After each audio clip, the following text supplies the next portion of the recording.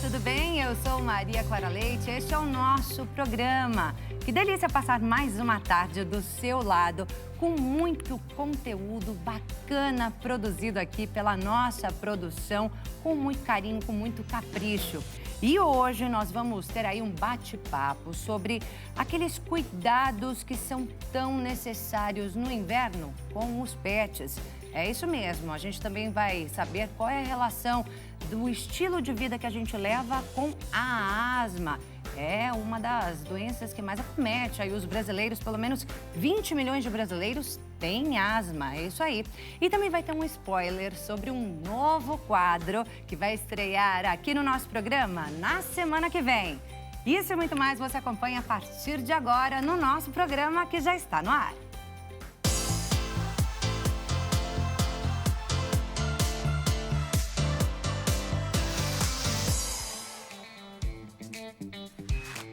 Seja muito bem-vindo ao nosso programa. Muito obrigada pela sua companhia.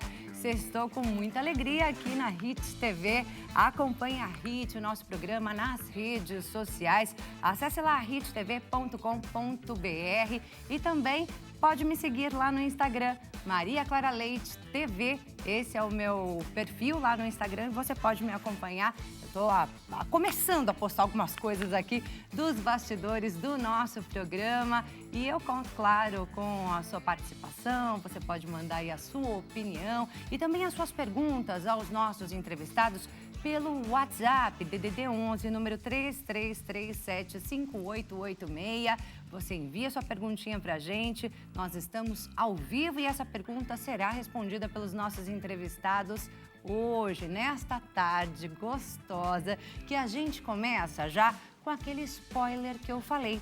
É isso mesmo. A partir da semana que vem tem quadro novo aqui no nosso programa. É o quadro Manual das Redes. E quem faz esse quadro com a gente está aqui é a Ana Tomazelli. Eu vou até ler porque é muita coisa, hein, Ana? É diretora de RH, psicanalista, jornalista, autora de livros, presidente do IPFEM e agora, toda semana, no quadro Manual das Redes, aqui no nosso programa. Bem-vinda, Ana. Que alegria nessa sexta-feira. Eu não tô parecendo aquela foto da internet, sorveteria, cabeleireiro e material de construção? Com certeza. Quando começa, faz tudo, quando começa a apresentar, né? Parece assim, faz tudo, mas não faz nada direito. Ai, que horror. Mas faz um sentido tudo isso que eu faço.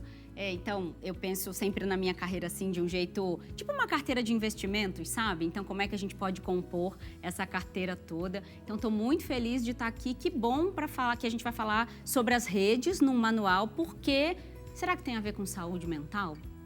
Será, gente, que tem a ver com saúde mental? Bem, Ana Tomazelli, eu comecei aqui apresentando como psicanalista. Explica pra gente, por que você tem tantas profissões, menina? Só para as pessoas entenderem por que Ana Tomazelli está à frente desse quadro Manual das Redes. Muito bom. Acho que primeiro eu quero dizer que eu estou prestes a completar 43 anos, porque o pessoal falou assim, nossa, mas há quanto tempo, né? Quanto tempo de vida você tem? Acho que eu sou muito inquieta, sempre fui.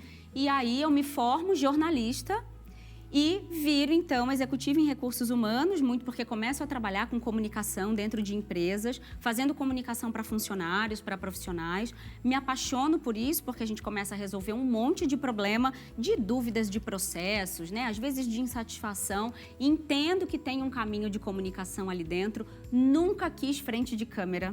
Eu e a minha amiga, nós éramos as únicas que não queríamos bancada. E olha onde a gente está hoje, né? As coisas acontecem quando a gente menos imagina. É isso, o mundo gira, né? O mundo roda. Então, meu diploma de jornalista fica muito feliz. Minha DRT, inclusive, né? Minha categoria lá, meu MTB, fica muito feliz de eu estar aqui. E aí, então, eu entro em recursos humanos, vou estudar.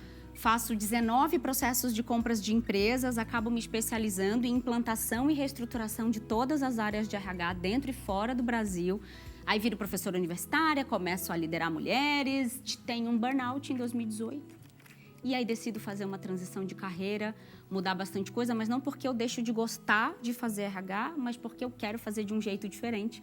E aí eu fundo uma organização sem fins lucrativos de educação em saúde mental no mercado de trabalho baseado em dados, que é o IPFEM. Então, sou conselheira de empresa, mentora de executivo, eu continuo tratando de gente, porque para mim é a grande matéria-prima que faz uma obra-prima, mas de um outro jeito, a partir de outras interlocuções. Vocês viram, né? Ana Tomazelli não dorme.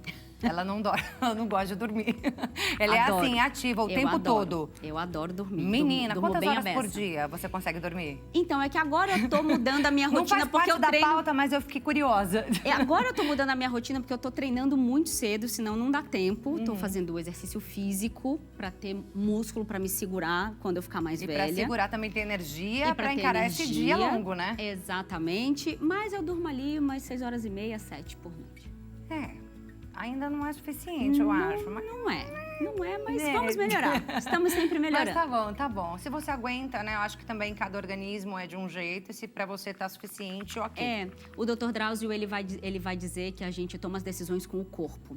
E que esse corpo, em algum momento, ele cobra a conta. Então, é importante saber que em determinados períodos a gente vai esticar um pouquinho mais a corda. É preciso ficar atento para depois essa conta não vir muito alta. Não usar o cheque especial do corpo. Com o nome burnout, novamente, né? Isso. Não usar o cheque especial do corpo. É isso. Ana Tomazelli tem 850 carreiras, né? Trabalha aí, tem 850 funções. Mas a principal hoje é o IPFEM, né? Então, eu gostaria que você falasse um pouquinho sobre ele, Ana. Falo sim. Eu digo que o IPFEM é a minha grande travessia. É um instituto de pesquisa e estudos do feminino e das existências múltiplas. Uma organização da sociedade civil sem fins lucrativos. Portanto, como eu comentei, de educação em saúde mental no mercado de trabalho, baseada em dados. Então, a gente faz pesquisa para começo de conversa. E aí, Clara, o que a gente vai fazer? A gente promove dentro das empresas letramento social, principalmente para as lideranças, altas lideranças, né, executivos, diretoria, etc., para que a gente desenvolva postura cidadã nesse entendimento de que a empresa é um pedaço da sociedade, é a sociedade, então não dá para pensar estratégia corporativa sem pensar estratégia social, até porque eu costumo dizer que estatística social é estatística corporativa. Então, onde será que estão as 24,6 milhões de pessoas que a Organização Mundial da Saúde diz que tem transtornos ansiosos no Brasil? Provavelmente dentro das empresas. Então, se a gente não articula o social com o que a gente está vivendo aqui dentro, a gente não consegue entender, por exemplo, a escassez de mão de obra, né, a qualidade dessa mão de obra, como é que a gente pode se relacionar melhor. E aí você pode perguntar assim, mas para que vocês fazem, então, letramento social para construir postura cidadã? Para a gente fazer os pactos coletivos internos. Então, quais são os nossos combinados aqui para que a gente possa conviver, trabalhar, dar os nossos resultados de forma um pouco mais saudável, compensando, às vezes, um pouco das dificuldades que a gente tem na vida. Claro, isso é meio redução de danos, obviamente, enquanto a gente discute as estruturas, as ferramentas, a maneira como a gente organiza o trabalho hoje em dia em outras frentes também. Então, combinando um pouquinho de autorresponsabilidade do CPF com muito da responsabilidade do CNPJ, aí sim a gente vai conseguir inventar um jeito de trabalhar diferente, mais saudável, para que a gente possa, de fato, se realizar e ter identidade, assim, nesse sentido. Então, o IPFEM já cuidou de mais de 9 mil mulheres, oficialmente, nos últimos 5 anos. E agora a gente tomou a decisão de falar com os homens. Por quê? A gente entende que garantia de direitos para as mulheres vai passar pelo reconhecimento de deveres dos homens. Então, a gente chama esses homens também para conversa, não para convencer ninguém, nem para procurar consenso, nem concordância, mas para a gente estabelecer compromissos e combinados. Então, como é que a gente avança chamando os homens também para essa conversa? Então, esse é o caminho. E, claro, olhando para o terceiro setor, fazer desenvolvimento institucional, fortalecimento do setor, se articular para que não fique aquela ideia, assim, de que a gente atua só na caridade e na assistência. A gente também atua em assessoria, a gente também tem uma interlocução, assim, mais profissional e mais executiva. O Brasil é um grande expoente no terceiro setor, que produz muita tecnologia social que pode resolver o problema das empresas, sim.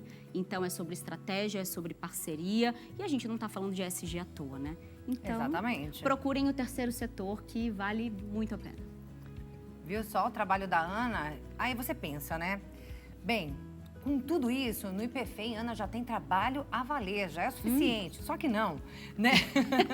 No meio de tudo isso, você escreveu o manual do WhatsApp anti-ranço, é assim que fala? Manual definitivo do WhatsApp anti-ranço. Anti-ranço. E foi por causa desse manual que eu conheci a Ana. Ela veio aqui dar uma entrevista na Rede TV sobre esse manual do WhatsApp anti-ranço. Fala um pouquinho sobre ele, que ele é um manual ali, quase como se fosse um manual de etiqueta ali dentro do WhatsApp. Isso. São 16 estratégias, então acho que vale a pena só comentar o seguinte. Hoje, que eu tenho quase 50 mil seguidores na internet, estou quase ali numa categoria de subcelebridade digital, isso foi muito por acaso, porque um vídeo meu sobre gerações viralizou alguns meses atrás. E aí, de lá para cá, alguns cortes de participações minhas, né, em alguns programas, acabaram viralizando também. E aí tem um corte em que eu falo sobre os riscos da gente ficar acelerando o áudio de WhatsApp no treinamento do cérebro. Como a gente está perdendo a capacidade de conversar assim, porque você não tem um botão vezes 2. Né? E aí as pessoas não conseguem mais ver filme sem acelerar, ver série, ver uma aula, e aí isso pode trazer uma sensação também de ansiedade, de estar tudo muito devagar, enfim. E aí viralizou também esse vídeo, acho que está com quase 2,5 milhões de visualizações, só que as pessoas começaram a brigar muito nos comentários. Ia dizer que eu não ouço mesmo, quem manda áudio é sem noção e tem que ser só texto. E eu fiquei pensando assim, puxa vida, mas se é uma mãe ali com 2 filhos, fazendo um trabalho doméstico no meio do trabalho, ela não pode mandar um áudio para falar com você? Então, eu sou muito a pessoa do combinado, como eu falei aqui do IPFEM, e aí a gente desenvolveu, então, o manual definitivo do WhatsApp anti-ranço, porque se você nunca teve vontade de desinstalar o WhatsApp por culpa de alguém, provavelmente o motivo é você. É isso aí. E aí, quando a gente conversou sobre esse assunto, eu fiquei bem pensando, talvez eu seja essa pessoa, talvez eu mande, oi, tudo bem? Oi, tudo bem? Oi. Entendeu? Foi. Então, assim, na verdade, são várias questões, né? É um áudio longo que incomoda, é o enviar, assim, várias frases, assim, uma a uma, e não todo um pensamento ali resumido numa mensagem só. São várias questões que acabam incomodando e que, se a gente parar para pensar, poxa, é verdade, eu posso estar incomodando a outra pessoa, eu posso atrapalhar a outra pessoa numa situação em que ela está ali no trabalho. E não é só o WhatsApp, né? A gente tem ali situações assim complicadas em todas as redes sociais. Então é no WhatsApp, é no Instagram, é no Facebook, é no e-mail, né? Que a gente tem ali situações complicadas em todas as redes sociais. E daí, a gente conversando com a Ana, a gente falou, poxa, vamos fazer um quadrinho, Manual das Redes, né? Você acha que é bacana? Você tem conteúdo para falar sobre todas elas. E aí a Ana topou e eu quero que você fale pra gente já. Dá um spoiler aí pro nosso telespectador. Eu dou. Aconteceu uma coisa engraçada essa semana, eu falei, eu preciso contar pra Clara. Eu tava numa reunião, de repente meu telefone começou a tocar, só que não era telefone, né, como a gente conhece, não era o WhatsApp, não era nada, e eu comecei a procurar de onde estava vindo aquela chamada, era uma chamada de Instagram. Olha. E eu nem sabia que dava pra ligar pelo Instagram. Na verdade, eu até sabia, mas nunca tinha visto. Achei até que tinham tirado essa funcionalidade. E aquilo ali acabou atrapalhando um raciocínio. Eu falei, eu preciso contar isso para Clara, porque para o Manual das Redes funciona muito bem. Então, o Manual das Redes, na verdade, acho que a gente vai fazer é falar das redes sociais, cada uma com a sua característica, sua função, como é que você pode usar, não só para sua vida pessoal, para estabelecer melhores relacionamentos, mas também para trabalhar. Como é que você usa as redes sociais, LinkedIn, WhatsApp, então, para poder trabalhar, né? O Instagram, para ganhar dinheiro, para montar a sua identidade corporativa, né? A sua identidade profissional, discutir um pouco, assim, os limites da privacidade, a foto de quem você vai postar. Então, eu vejo gente postando foto de família. Será que combinou com a família?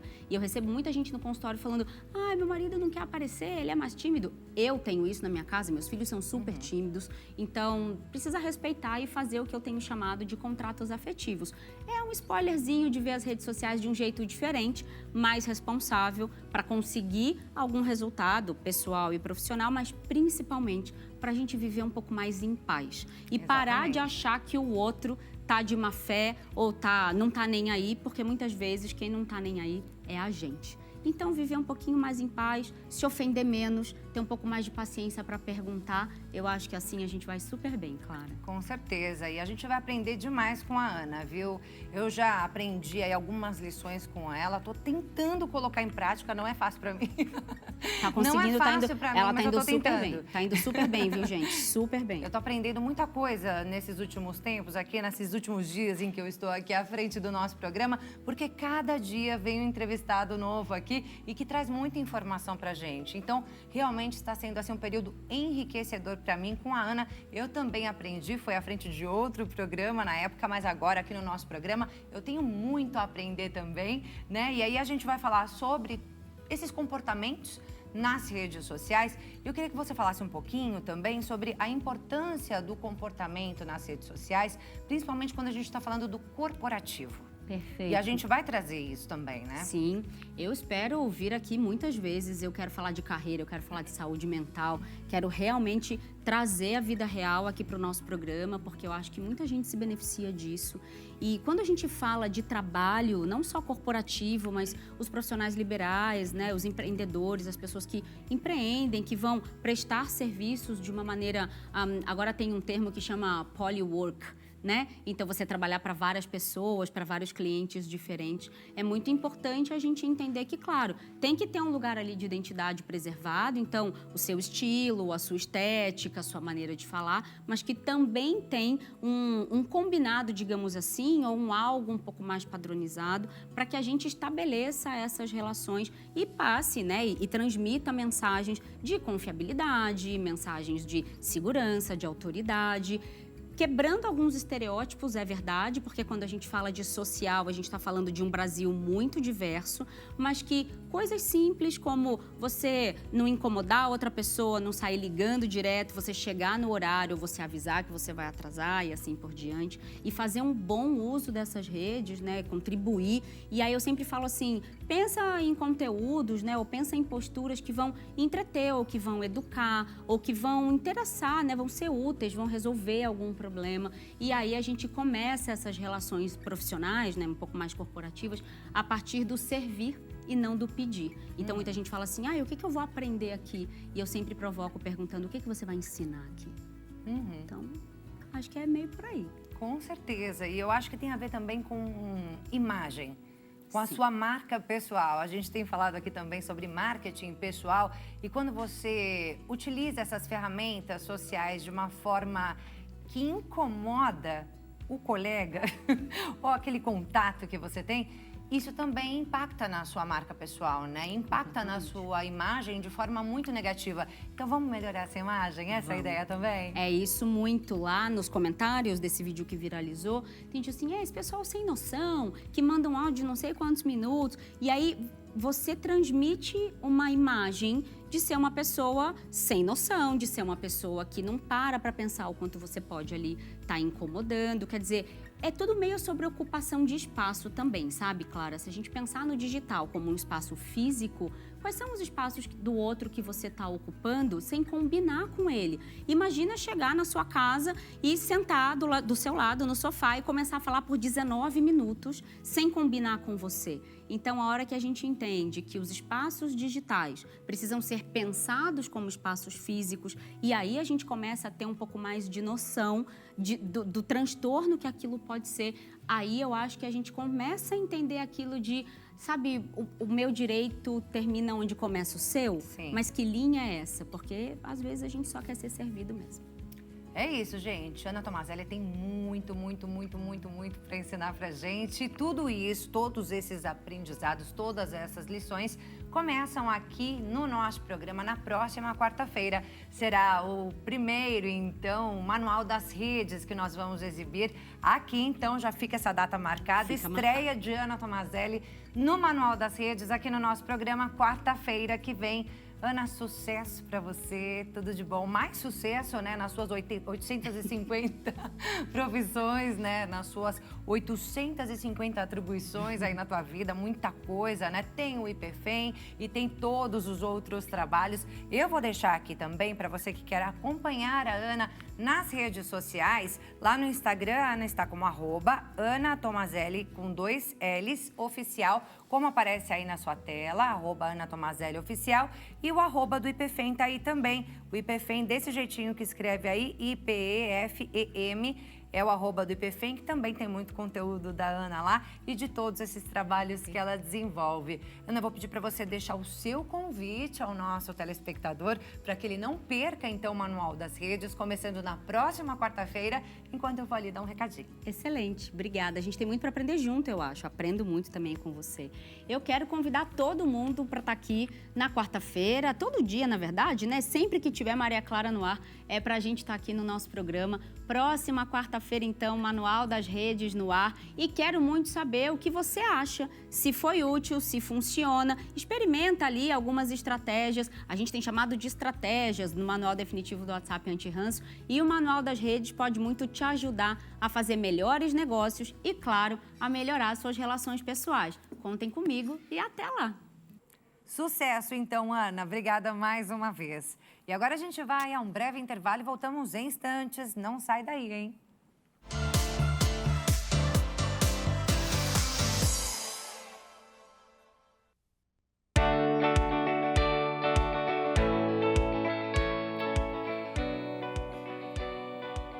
Já estamos de volta com o nosso programa. Mais uma vez eu agradeço a sua companhia. A você que está chegando agora, seja muito bem-vindo. A gente está aqui nessa sexta-feira gostosa, curtindo aí muito conteúdo bacana que foi preparado aqui para você hoje aqui no nosso programa. E é claro que a gente conta com a sua participação.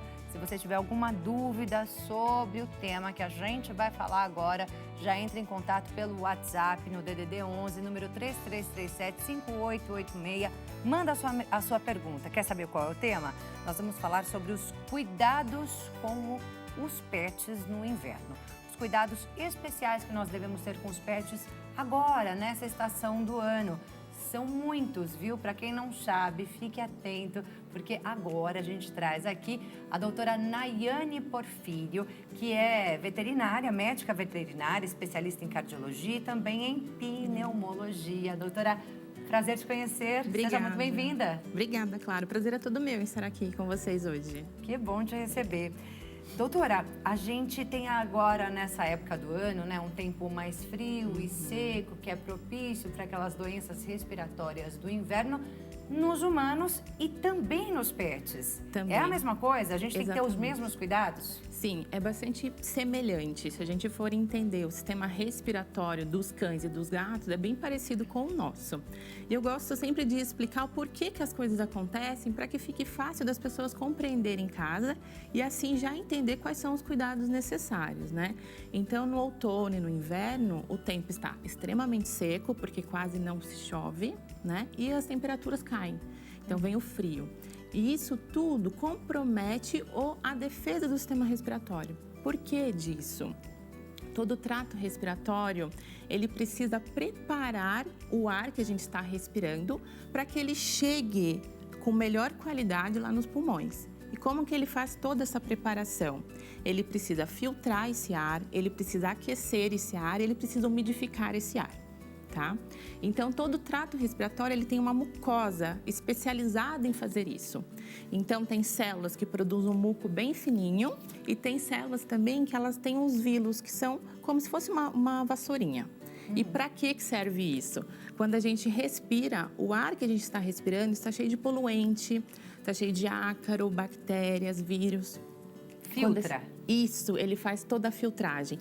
Como? Esse muco que preenche toda a mucosa do trato respiratório, faz grudar as partículas. Então, partículas de poeira, de poluição, ácaros, bactérias, vírus, gruda ali.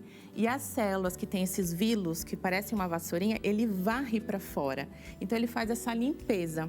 O que acontece no outono e no inverno é que com o tempo seco, ele resseca essa mucosa. Além de ressecar, o próprio frio é como se ele congelasse também esse muco. Então, ele perde a aderência. Com isso, todo o ar que a gente está respirando não é tão bem filtrado.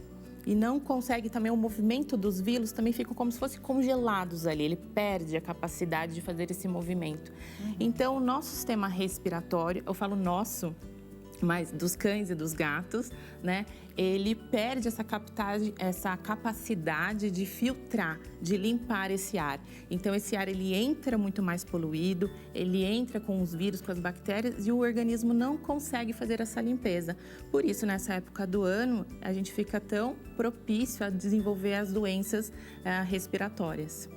Todos nós ficamos propícios, os pets também ficam Sim. propícios, mas aí eu queria saber, tem diferença de espécie para espécie, de condições de saúde, né? A gente sabe que no caso de nós humanos, né?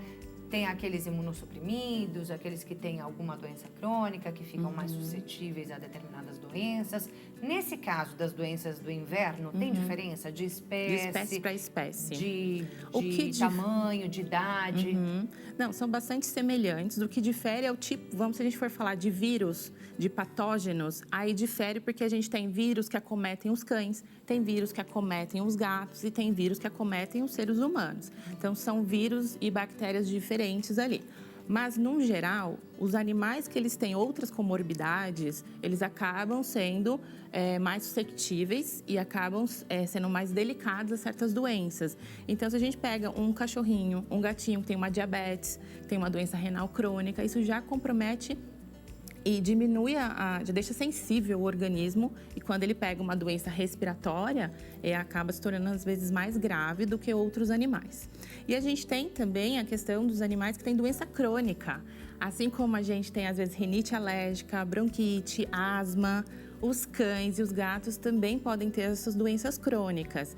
Então, quando a gente se depara com um paciente que está demonstrando sinais respiratórios agora no inverno, a gente tem que entender se foi porque ele já tinha uma doença crônica, mas que porque o clima estava favorável, ele ainda estava controlado, e agora no outono e inverno exacerbou e por isso manifestou de uma forma mais intensa, ou se realmente é uma doença pontual, uma virose aí. Quando a gente fala virose, a gente está falando de vários vírus, né?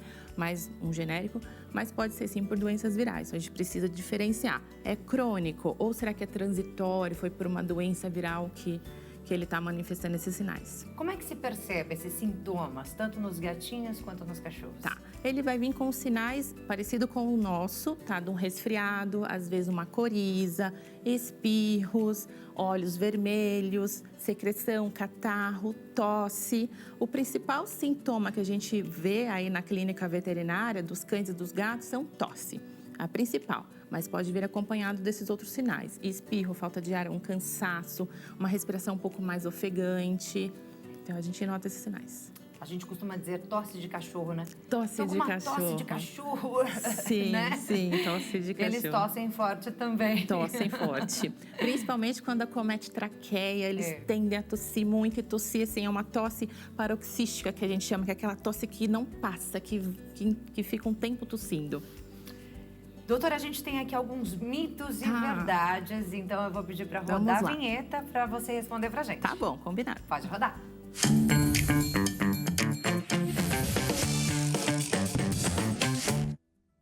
Cães só contraem gripe canina no inverno. Mito ou verdade? Mito. Ele pode ter em qualquer fase do ano. É que, como eu falei, no outono e no inverno, o organismo se torna mais sensível, porque ele perde essa proteção, né? Então, é quando a gente encontra a maior casuística, mas pode acontecer em qualquer época do ano. Inclusive no verão, né? Inclusive assim no como verão. Acontece com os humanos. A gente teve uma época que teve um surto. Não lembro se foi no ano passado. Teve um surto de gripe aqui em São Paulo. A gente teve, acho que foi no ano retrasado, no final do ano retrasado. Pode acontecer com eles também. Pode, com certeza. Certeza. Transmite de um cão para o outro. É a mesma coisa. É a mesma coisa. Principalmente, a gente pode pensar nos cães mais do que gatos, porque cães saem para passear. O gato, geralmente, ele fica mais dentro de casa, dentro do apartamento. Então, diminui um pouquinho as chances, né? Mas cães que vão para o pet shop, que vão para parquinho, que vão para hotel, creche. Então, ele acaba se tornando mais susceptível por ter contato com outros animais. Porque passa de um animal para o outro. É um filho, não é? É um filho. É uma criança, é uma criança. Vamos a mais um mito ou verdade? Doenças articulares pioram no inverno. Pioram sim, porque o frio causa muita dor né? Então, pode piorar, assim. Na verdade, você nota o paciente sentindo mais, tendo mais sensibilidade, mas pode piorar no frio. Então, Acontece com a gente também, né? Acontece. Se faz alguma cirurgia, aquele lugar da cirurgia, por exemplo, também dói quando tá frio. Isso. Acontece tudo isso, né? Isso. Mesma coisa, é igualzinho. São nossos bebês. São. Vamos ao próximo mito ou verdade? Mais uma perguntinha, doutora. Medicamentos que combatem os sintomas da gripe em humanos podem ser administrados nos pets? Tá, nem todos. Então, aí a gente tem algumas particularidades. Assim como algumas medicações que a gente usa em cães, a gente também não pode usar em gatos, tá? Quando a gente pensa numa gripe, a gripe ela é causada por um vírus chamado influenza, né? Então, quando a gente não faz um tratamento antiviral, quem combate o vírus é o próprio organismo. A gente usa medicações para combater os sinais. Então, sinal de febre, sinal de dor, isso a gente utiliza. Mas não são todas as medicações humanas que a gente utiliza para os nossos pets e não é parecido também às cães e gatos. Isso pode ser diferente. Então, precisa de um veterinário aí orientando. Não automedique os seus pets, por favor. É isso que eu ia falar. Acho que a orientação que vale para todos, para nós, para os pets, quaisquer que sejam eles, a automedicação é proibida. É proibida, porque a gente pode causar problemas gravíssimos. Tem animais que, gatos principalmente, podem intoxicar com algumas medicações. Recomendação para ir ao veterinário, de quanto em quanto tempo? Olha, vamos lá. Eu não gosto de ter regrinhas, porque difere muito, é muito particular. A gente, às vezes, coloca uma casuística que tem os particulares, então a gente pode pecar em alguns casos. Vou dar exemplo. Nas cardiopatias. A principal cardiopatia é aquela adquirida que vem com o envelhecer. Então, acima de 7 anos, precisa de um check-up cardiológico, entre aspas. Mas existem os pacientes que podem nascer com uma alteração. Então, se eu levar só como regra isso, eu acabo prejudicando os animais que nascem, que por mais que tenha uma baixa probabilidade, existe, né? Então, assim, primeiro que o paciente, quando ele é novinho, ele vai para o veterinário para ser vacinado. Nessa vacinação, já tem toda a avaliação do veterinário. Então, o veterinário vai auscultar, vai avaliar, vai ver se encontra alguma alteraçãozinha ali que precise de exames específicos, né? Logo na sequência, às vezes, esse animal já vai para uma castração. Na castração, fazer a avaliação cardiológica, que é muito importante. Ele já consegue entender se tem alguma alteração que ele nasceu, algum defeitinho que precisa tomar um cuidado. Então, assim, é sempre importante já de novinho passar numa avaliação com o veterinário para ele fazer um geral. Depois de uma castração, fazer uma avaliação geral, exames de sangue, exames cardiológicos. Se tiver tudo bem, sem nenhuma alteraçãozinha, aí a gente pode dar um espacinho maior, claro. E se o animalzinho tiver alguma sintomatologia, aí tem que levar para o veterinário o quanto antes. Todo tratamento, ele tem maior chance de ser curado quando realizado o diagnóstico precocemente, né? A gente não pode deixar o animal ficar muito mal para então levar. Que aí compromete, a gente coloca em risco a vida desse paciente. É aquele básico. Percebeu sintomas estranhos, já animal apáticozinho, que não tá querendo comer, que tá meio enjoado, que teve vômito, teve diarreia, que está apresentando tosse, uma tosse que não passa, espirros, qualquer desses sinais precisa de uma avaliação aí com o veterinário. É isso. Bem, acho que a gente já tem ainda mais um mito ou verdade, não? Vitaminas e suplementos ajudam a prevenir doenças de inverno? Podem ajudar, sim, podem ajudar. Mas se o paciente ele já faz o consumo de uma alimentação muito boa, a gente às vezes não precisa se preocupar com a suplementação. Isso vai muito de acordo com o tipo de alimento desse animal e se ele tem alguma comorbidade, alguma doença que faça necessário o uso de alguma suplementação. Mas se ele é um paciente saudável, sem nenhuma doença e faz alimentação boa, de boa qualidade, a gente não precisa se preocupar com uma suplementação, mas pode ajudar sim. Olha aí, a gente pegou esse vídeo lá na sua rede social. Ai, que legal. Mensurando a pressão, pacientes podem ser hipertensos. Doutora Nayane em ação. Aí é um check-up cardiológico. Agora no inverno, a gente precisa fazer reforço de vacinas? A vacinação ela é importante que esteja em dia, né? Então ela tem que estar em dia. Se não estiver em dia, a gente tem que atualizar. porque é sempre importante a gente manter essa vacinação reforçada anualmente para que a gente possa prevenir algumas doenças respiratórias. Porque a gente, por exemplo, tem que tomar vacina de gripe. Isso, todo os ano. cães também Os têm. cães também. Tem, assim. Gatos não. Gatos também. Também. Quando a gente pensa nas doenças virais que acometem o sistema respiratório nos gatos, ele já vem na vacina múltipla, que é obrigatória para gatos.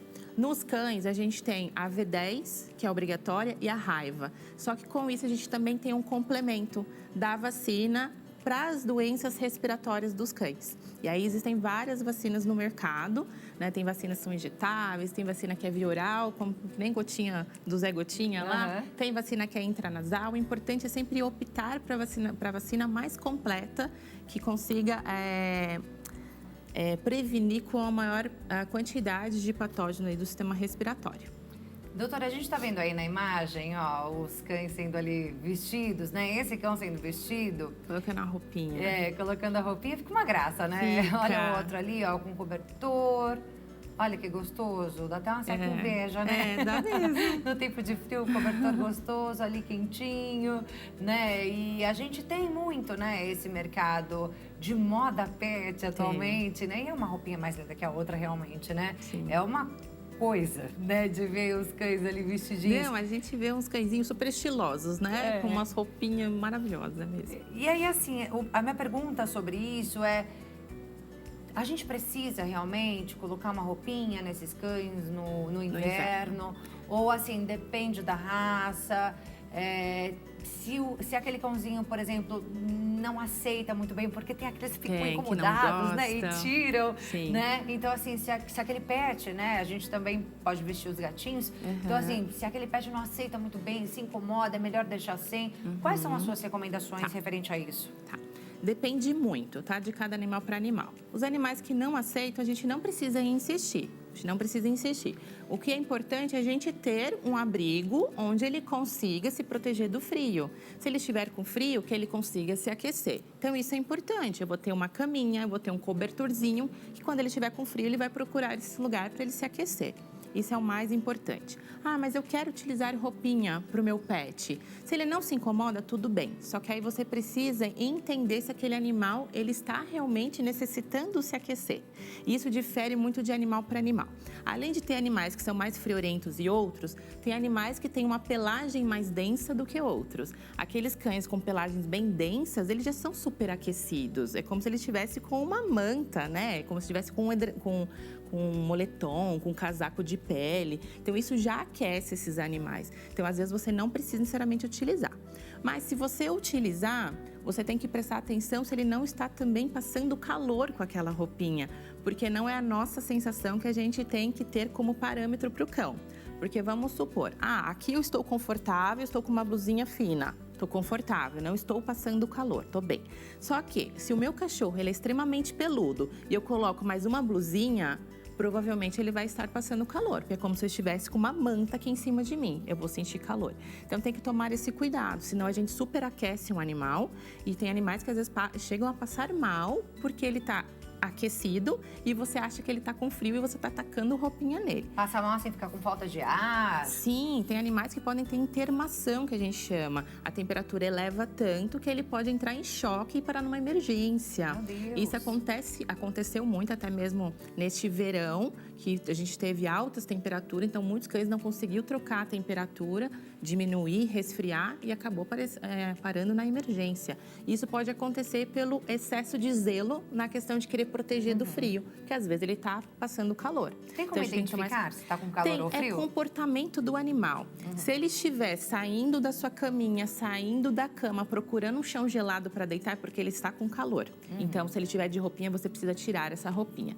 Se ele ficar ofegante, pode ser calor também, porque o animal ele troca temperatura com o arfar, que é aquele né? Aquela respiração do cão assim, é porque muitas vezes ele está trocando temperatura, tentando resfriar o corpo. Então, se você nota ele ofegante, se você nota ele saindo do lugar que é quentinho, indo para o chão gelado, indo para frente da janela que está ventilando, para frente do ventilador, é porque ele está com calor. Então, você precisa tirar a roupinha se ele tiver de roupinha. Agora, se ele está enroladinho, tudo bem pôr a roupinha. Então, é sempre importante entender isso, né? Até mesmo que a gente tem cães que tem pouquinho pelo e tem uns extremamente peludos. Tem que ter cuidado também com a tosa no inverno? Entender aí o que cada raça pede? Sim, tanto no inverno quanto no calor, né? Então, se a gente for pensar, o pelo é uma proteção desse cão. Se ele é extremamente peludo e a raça dele permite ser tosado, no calor é importante tosar. Mas aí já no inverno já é interessante talvez você deixar, porque ele auto se protege, é uma proteção. Então, esse cuidado é importante. A gente estava falando das roupinhas, né? E aí eu queria entender, assim, no caso de levar o animal para fora, num dia frio, num dia chuvoso. Sim. Nessas ocasiões, assim, a roupinha ela acaba sendo necessária independente de raça ou não? Ela pode ajudar se aquele animal, se ele necessitar de uma proteção.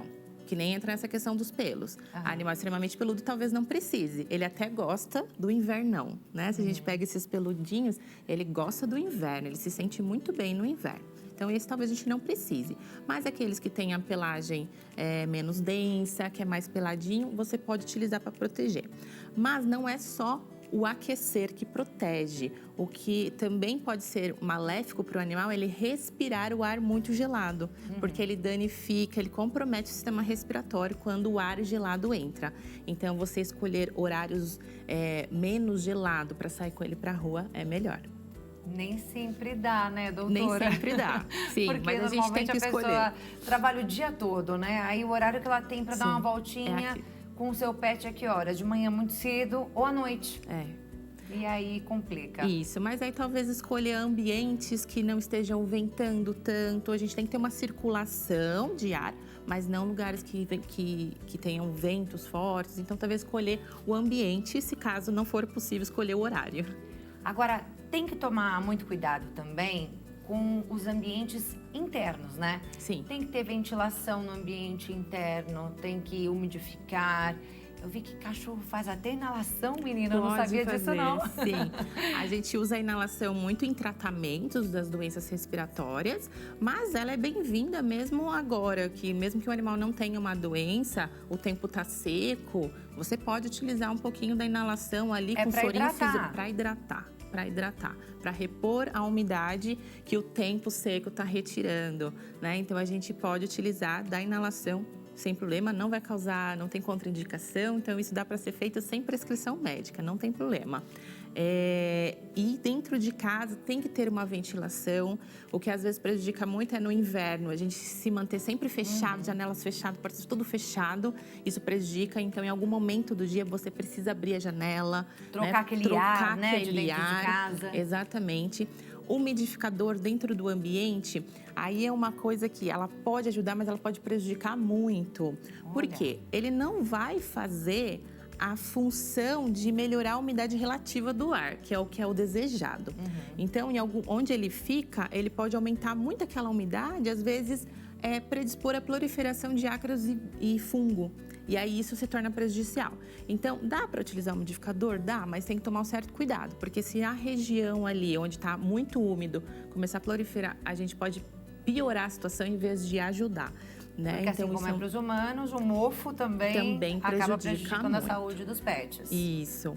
Então, esses cuidados é importante. A limpeza, tomar cuidado com, por exemplo, gatinhos que ficam muito dentro de armário, ver se não tem mofo dentro desse armário, que às vezes a gente nem percebe, né? Então, esses cuidados são importantes. Alimentação e hidratação. Certo. Tem diferença no inverno? Tem, é fundamental. Isso é importante qualquer fase, né? Qualquer época do ano, mas sim faz muita diferença nessa estação. Então, hidratar muito o pet, já que a gente está lidando com tempo seco, né? Então a gente precisa. É a melhor coisa que a gente tem. Vou tomar um gole de água. Isso.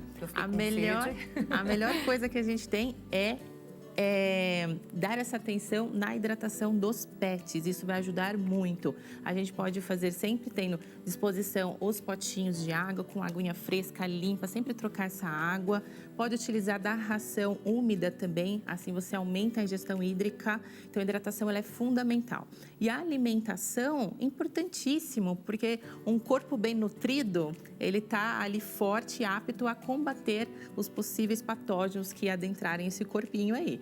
Então, a nutrição também é fundamental.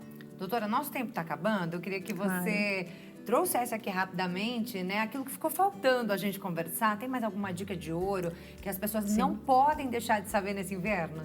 Vacinação.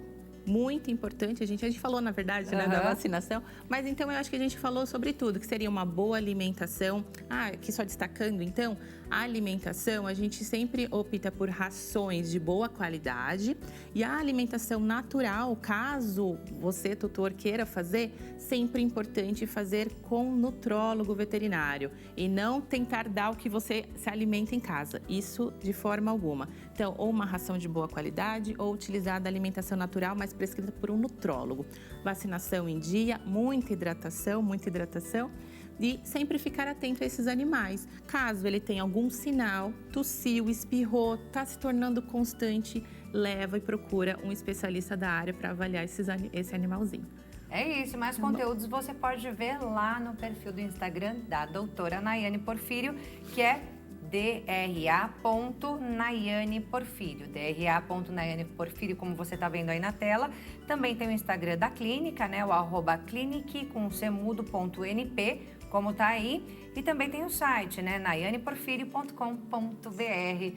Naiane, obrigada, viu, pela sua participação. Foi muito esclarecedor tudo isso que você trouxe pra gente. Que bom poder colaborar. Obrigada, Clara. Até uma próxima, tá? Bem, e assim a gente encerra então esse segundo bloco, mas daqui a pouco a gente volta ainda falando sobre saúde, mas a gente vai falar da nossa saúde. É isso aí, continue com a gente. Tem muito mais aqui no nosso programa.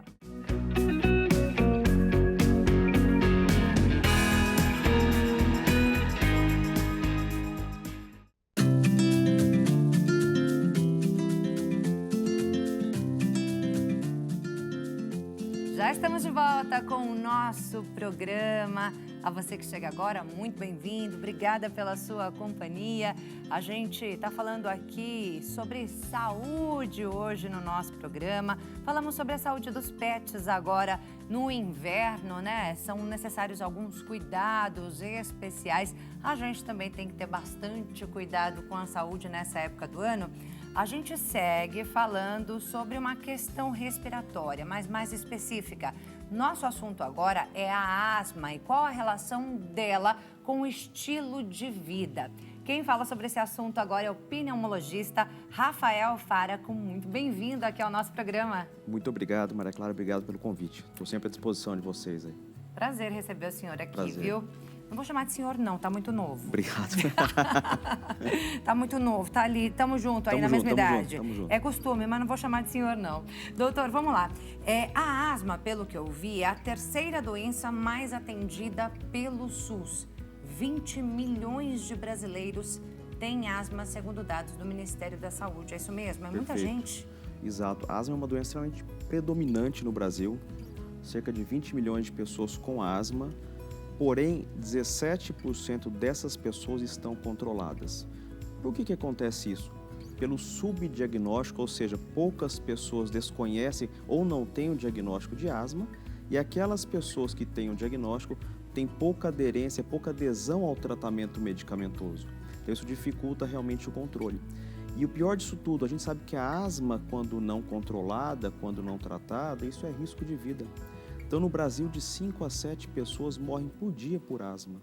E a maioria desses óbitos, eles seriam evitáveis se tivesse um diagnóstico específico, tratando de forma correta e, consequentemente, eles estariam controlados. Então, é uma situação com alta prevalência, tem muitos pacientes com asma, pouco diagnosticada e, consequentemente, pouco tratada. Nossa, por isso que é tão importante, né, doutora, a gente sempre trazer esse assunto à tona, porque apesar de muita gente ter a asma, ainda falta muita informação, né? Então, tenho certeza que você que está em casa tem aí alguma dúvida sobre a asma. Então, Entre em contato com a gente, manda lá sua perguntinha aqui para o Dr. Faraco. O nosso WhatsApp é o 11 3337 5886. A gente está aguardando e contando com a sua participação. Doutor, como tem muita dúvida sobre isso, eu vou pedir para você explicar exatamente o que é a asma, como é que ela é desencadeada. Perfeito. A asma é uma doença inflamatória dos brônquios, né? Só para fazer uma analogia, uma comparação para quem está em casa, imagine que o pulmão fosse semelhante a uma árvore. Então, tem o tronco da árvore, que seria a traqueia, depois os galhos, que seriam os bronquíolos, né? Então, a asma seria uma inflamação desses galhos, dos brônquios e dos bronquíolos. Como eles inflamam, os canais que passam, eles inflamam, eles ficam inflamados, ficam inchados. Eles inchando, eles vão lá e fecham. Então, a falta de ar naquela pessoa que tem asma e não está controlada, não está tratada, é pelo processo inflamatório nesses canaizinhos, que são os bronquíolos, e, consequentemente, pode dar sintomas de tosse, de falta de ar, de chiado no peito. A gente sabe que a asma ela tem um fundo genético, realmente, só para vocês terem uma ideia, um exemplo, quando a gente tem o pai ou a mãe com asma, a chance do filho ter asma é aproximadamente 25%. Quando o pai e a mãe têm asma, a chance do filho ter asma é de 50%. Então é super importante a gente sempre atentar ao diagnóstico, ainda mais nessa época, outono, inverno, que os pronto-socorros ficam muito cheios, né, de sintomas respiratórios inclusive. Então aquela pessoa que procura o pronto-socorro com frequência, com tosse, com falta de ar, com chiado no peito, que de repente é atendido, recebe uma prescrição de antibiótico, de corticoide, vai para casa, melhora, de repente essa pessoa tem uma asma, aquele momento que ela procurou o pronto-socorro é um momento de exacerbação, que a gente fala, popularmente conhecido como crise de asma, que tratou-se a crise de asma, mas como ele não tem um diagnóstico, ele não vai dar sequência ao tratamento. Até que em algum outro momento, algum outro inverno, algum outro momento que essa pessoa tem uns sintomas de gripe, de resfriado, acaba descompensando novamente, procura o pronto-socorro, trata novamente a crise, fica sem diagnóstico e, consequentemente, ele fica apenas tratando uma crise de asma, uma exacerbação de asma. Então, atenção, essas pessoas que procuram com frequência o pronto-socorro, com tosse, com chiado no peito, aquela pessoa que chega para você e fala, olha, todo ano nessa época eu fico ruim. Eu pego uma gripe, minha gripe não dura 7 dias, ela dura 20, 30, 40 dias, eu tenho falta de ar, eu chio o peito, mas eu pego uma medicação, uma bombinha que eu sempre tive em casa e utilizo e melhora. Então, essa pessoa possivelmente ela tem um diagnóstico de asma, que ela não tem o diagnóstico de asma, consequentemente ela não está tratando e está procurando pronto-socorro só em momentos de crise, de exacerbação. Até porque é difícil, né, doutor, identificar aí ou diferenciar os sintomas, porque são muito parecidos com sintomas de várias outras doenças. Os sintomas respiratórios, eles são muito parecidos, muito semelhantes. Por exemplo, vamos começar da nossa via aérea superior, da sinusite. Estou com sinusite, eu vou ter tosse, eu vou ter catarro, eu vou ter secreção. Estou com gripe, eu vou ter tosse, eu vou ter catarro, posso ter secreção, posso ter febre, sinusite, idem. Estou com uma asma em crise, tosse, catarro, chiado no peito, falta de ar. Estou com uma pneumonia, posso ter tosse, catarro, febre. Os sintomas são muito semelhantes. Então, atentar para aquela pessoa que sempre está procurando uma emergência com sintomas respiratórios e sintomas que prolongam a mais do que o habitual, com histórico lá na infância, que chega até o pronto-socorro e fala, ou até o consultório e fala, doutor, eu tive na minha infância bronquite. Então, possivelmente, essa bronquite que falava anteriormente, e hoje a gente utiliza o termo asma, possivelmente essa bronquite que o paciente chega até você e fala, olha, eu tive bronquite na infância, já é uma asma que não vem sendo tratada. Entendi. E aí, para que a pessoa possa descobrir, quais são os exames que devem ser feitos? O diagnóstico da asma é um diagnóstico clínico, ou seja, aquele que o paciente conta para você. Precisa buscar um pneumologista, primeiro passo. Precisa buscar um pneumologista, exatamente, precisa buscar um pneumologista. Tem alguns outros métodos complementares que a gente utiliza para o diagnóstico. Tem uma prova de função pulmonar, em alguns casos precisa fazer um raio-x, tomografia de tórax, né?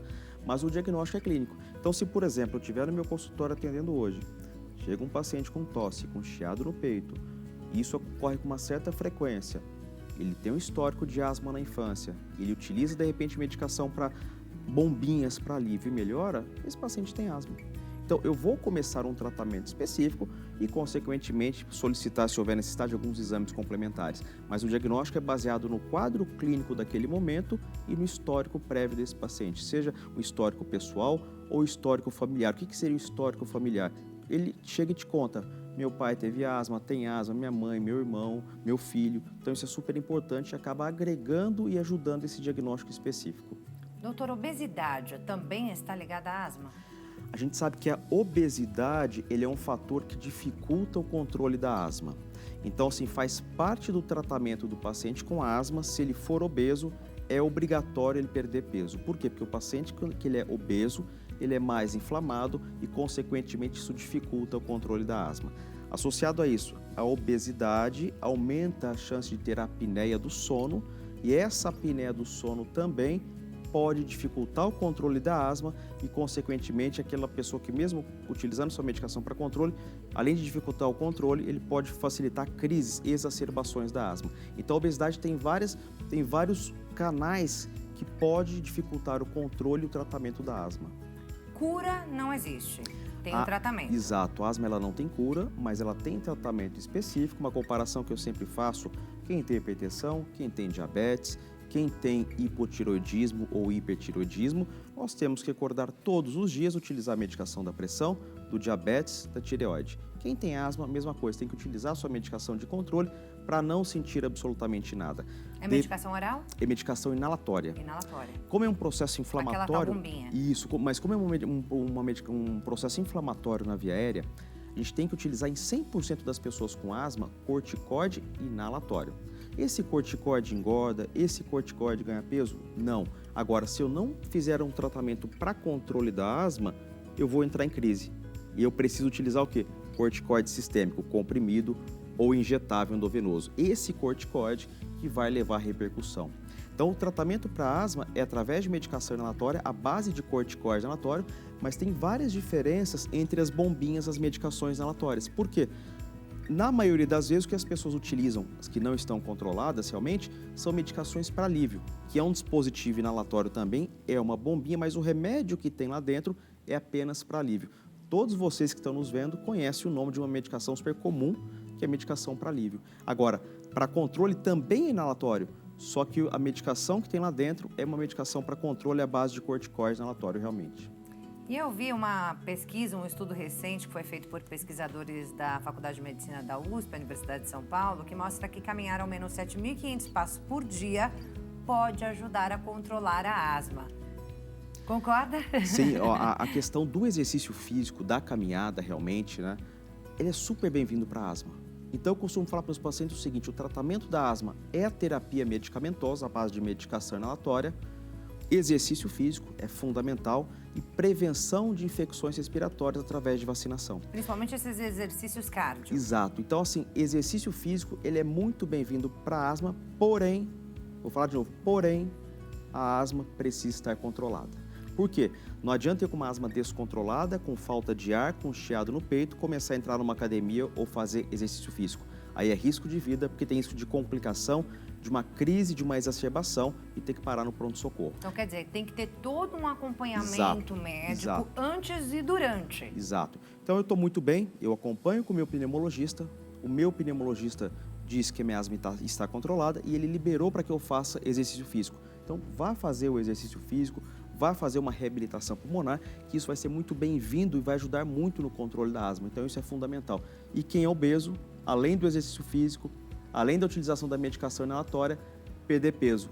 E uma quarta indicação, paciente com asma e principalmente os com asma grave também, prevenção de infecções respiratórias através de vacinação. Precisa seguir o calendário vacinal à risca. Ou seja, vacina de gripe... Hoje, quais as COVID. vacinas? Isso, as vacinas indicadas, né? Vacina para gripe, para as pessoas com asma. Vacina para Covid é fundamental. Dependendo do quadro de asma, da idade da pessoa, vacina para vírus sincicial respiratório também tem indicação. Teve uma crise agora, né? Exatamente. Recentemente também desse vírus. Exato. O vírus sincicial respiratório é aquele vírus que pega a criancinha que está na escola, que faz a bronquiolite, mas no idoso, com doenças respiratórias ou não, mas principalmente com doença respiratória, funciona como um gatilho para descompensação da sua doença de base, seja a asma ou seja o DPOC. Né? Então é fundamental ter esse calendário vacinal em dia, porque reduz risco de infecção virais. Lembrando que a maior causa de descompensação de DPOC, que não é a asma, que é o enfisema, e da asma, exceto aquela pessoa, estou utilizando a medicação para controle, estou bem controlado, e ele acaba descompensando, são quadros virais realmente. Então a gente precisa prevenir doenças respiratórias virais. Que outras situações desencadeiam crises de asma? Existem várias causas que podem desencadear a crise. A principal causa é o não tratamento adequado. Então, eu não estou utilizando a minha medicação para controle, eu fico mais suscetível a entrar em crise. Segundo, poluição. Nós que moramos aqui em São Paulo, é um fator de risco a questão da poluição. Mofo, bolor, poeira, produtos químicos, né? Então, isso funciona, de repente, como um gatilho para a descompensação da asma. Falando um pouco de fatores intrínsecos, ou seja, fatores da pessoa realmente, uma rinocinusite, uma sinusite crônica, uma rinite quando não controlada, funciona como um gatilho para a descompensação da asma. Uma doença do refluxo, quando não controlada, funciona como um gatilho para a descompensação da asma. A obesidade, que você muito bem mencionou, funciona como um gatilho também. A apneia do sono, que pode ter relação, na maioria das vezes, com a obesidade, também funciona como um gatilho. Então, são vários fatores, tanto fatores ambientais, quanto fatores da pessoa, que a gente fala fatores intrínsecos, que podem funcionar como um gatilho para a descompensação da asma. Doutora, as variações climáticas também vão contribuir? Sem dúvida. Agora, no inverno, né, tempo mais frio, mais seco, também seria um gatilho? Sem dúvida. Essas variações climáticas, as variações muito bruscas de temperatura, pela manhã a gente está com 25, 30 graus, chega à noite cai a temperatura, ou vice-versa, está aquele calorão lá fora, a gente entra num ambiente muito gelado, então isso acaba funcionando como um gatilho para descompensação, sim, e funciona como um gatilho, inclusive, pelo impacto direto do ar no rosto, né? Como um gatilho para rinocinusite, e isso pode descompensar a parte pulmonar também. E aí, como é que previne? Hidratação, bastante líquido, porque esse clima, igual hoje, está uma secura importante aqui em São Paulo, e essa secura, igual a doutora falou anteriormente, diminui muito a defesa da nossa via aérea. Então, quando a gente hidrata com frequência, a gente aumenta essa umidade. Quando eu falo via aérea, seriam os seios da face, essa parte alta, mais traqueia, brônquios, né, os pulmões. E quando a gente hidrata com frequência, a gente aumenta essa umidade da mucosa que reveste essa via aérea e, consequentemente, melhora a defesa local e diminui a infecção respiratória. Então, prevenção, hidratação, bastante líquido. Se tiver a possibilidade, lavagem nasal com soro fisiológico, isso acaba hidratando também a mucosa, uma boa alimentação, exercício físico, se tiver possibilidade, isso é fundamental para o controle. Com acompanhamento, lembrando? Com acompanhamento sempre, né? E vacinação em dia.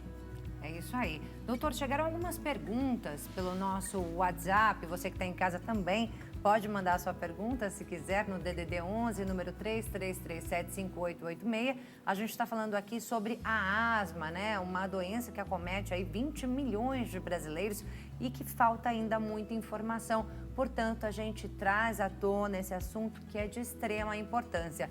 Vamos colocar a primeira pergunta, então, no ar?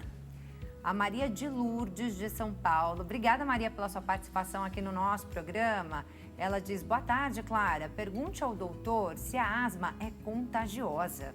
Obrigada, Maria. Obrigado pela pergunta, Maria. Não, a asma não é contagiosa. Ela é uma doença crônica, inflamatória da via aérea, mas a gente não transmite. Apesar de ter sintomas respiratórios, né, de tosse, de secreção, de catarro, mas não é transmissível. Então, quer dizer, a pessoa não precisa ficar com medo, Não precisa ficar com medo. De conviver ao lado de quem tem ali asma, né? Às vezes a pessoa passa mal mesmo durante essas Sem crises, dúvida. né? Fica ali passando muita falta de ar, né? Morrendo de falta de ar. E aí, às vezes, a pessoa fala, meu Deus, será que eu vou pegar alguma coisa de estar ali do lado daquela Não vou pessoa? chegar Pelo perto. amor de Deus, né? Perfeito. A orientação, presenciou uma pessoa com asma, crise de asma, uma exacerbação da asma, a pessoa não estiver bem, encaminhar um pronto-socorro mais urgente possível. É importante a gente falar isso, né? Mas tem como a gente dar ali um primeiro socorro para essa pessoa, doutor? Se a gente vê ali uma pessoa em crise, a gente não sabe o que fazer, a única coisa que a gente pode fazer é ligar ali para uma ambulância, para 193? Olha, geralmente está caminhando na rua, as pessoas não andam com medicação, né? Com um kit de primeiros socorros. Então, assim, presenciou uma crise de asma, ligar para o 193 realmente, né?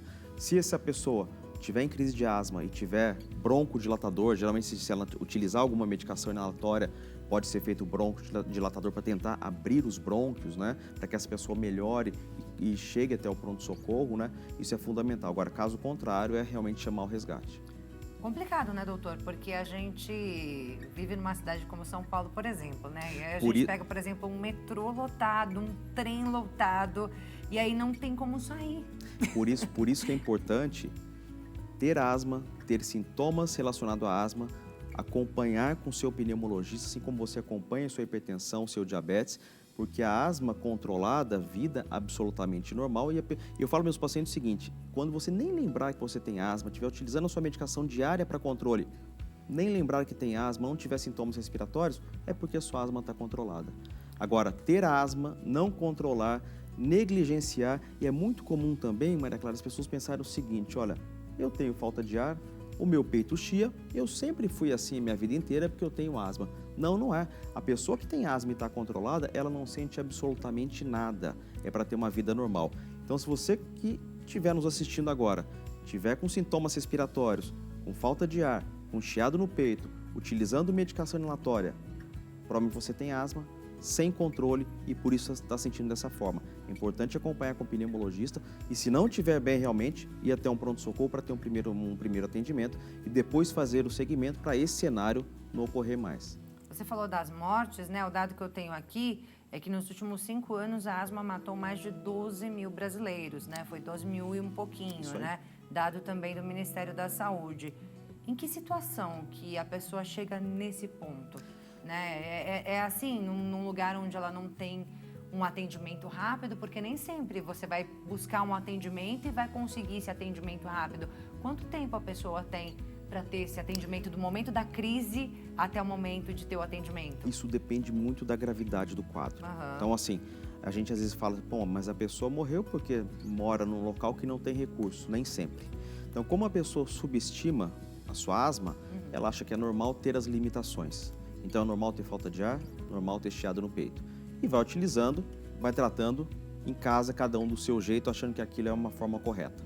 E até que chega no limite e, de repente, quando chama o resgate ou quando algum familiar decide levar até o pronto-socorro, isso é muito tarde e a pessoa não consegue chegar até o pronto-socorro. Então, na maioria das vezes, a pessoa consegue chegar até o pronto-socorro, mas tem a possibilidade, tem o potencial, dependendo da gravidade da asma, de não conseguir chegar realmente até o pronto-socorro e ter um socorro específico aí para sair da crise. Chegou uma pergunta agora, eu não consegui entender direitinho, mas eu vou tentar passar para você, Sim. tá? Vamos lá, é da Daiane Silva. Obrigada, Daiane, pela sua participação aqui no nosso programa. Ela fala: boa tarde, minha bebê tem 1 ano e 7 meses. Sofreu 7 pneumonias. Todas tiveram internação, sendo 2 na UTI. Aí o que ela escreveu aqui depois eu não entendi exatamente. Se você entender, né, ela colocou alguma coisa na TC, deu cicatrizes. Na tomografia. Na tomografia, TC tomografia. na tomografia, então deu cicatrizes. Ela teve 2 UTIs, 7 pneumonias, 2 teve internações na UTI, então na tomografia deu muitas cicatrizes. Será que ela pode evoluir em asma? Gostaria de saber como ela, tão nova, teve tão novinha, né, tão pequenininho, 1 ano e 7 meses só, teve assim várias pneumonias. E se tem tendência a desenvolver a asma, lembrando que ela tem síndrome de Down. Meu nome é Daiane, sou de Cuiabá. Obrigada, Daiane, pela sua participação. E um beijão aqui do nosso programa para todo mundo aí de Cuiabá, no Mato Grosso. Daiane, obrigado pela pergunta, uma pergunta extremamente pertinente. Tá? Então, a gente sabe que infecções, a criança, tá? 1 ano, 2 anos, 3 anos, ela pode sim ter quadros respiratórios de repetição, um quadro, por exemplo, de bronquiolite, que seria inflamação dos bronquíolos, né? Ou até mesmo pneumonia. Se resolver por lá, acabou, encerrou o assunto, tá? Mas infecções respiratórias de repetição na infância, e sabe que é fator de risco, sim, de repente, para ter asma, ou inclusive na idade adulta para ter o DPOC, né, que é uma doença pulmonar obstrutiva crônica. Então, infecções respiratórias de repetição, independentemente se for bronquiolite ou se for pneumonia ou não, é fundamental fazer um segmento com pneumo pediatra, tá? Até a idade adulta, isso é super importante. Porque se eventualmente tiveram um diagnóstico de asma, iniciar o tratamento o mais rápido possível e no momento mais oportuno para evitar complicações. Quando eu falo complicações, o que é? É perda de capacidade pulmonar, perda de função pulmonar e redução de risco de outras crises, de novas internações. Mas isso não significa que a sua bebê vai ter asma na idade adulta, na adolescência ou vai ter DPOC, não é isso. Mas a gente sabe que infecções respiratórias de repetição na infância é importante acompanhar muito de perto com o pneumopediatra. Maravilhoso, doutor. Explicou bem direitinho, né?